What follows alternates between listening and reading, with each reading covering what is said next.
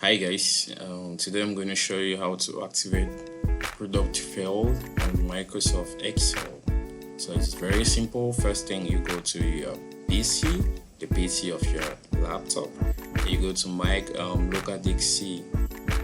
You click on Localdisk C. You go to Program Files.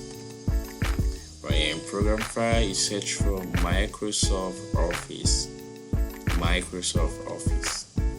When you're in Microsoft Office, you click on Office 16. Office 16.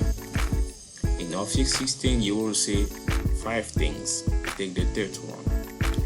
OSBBREARN.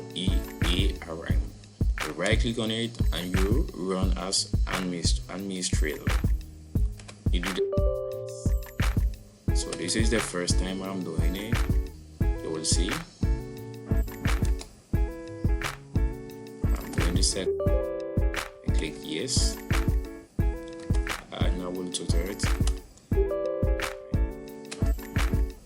So your problem will be solved after this, and thank you if you have liked the video, and if you need more tips and more tips on how to activate product field on other Microsoft applications, please subscribe, like, and follow me.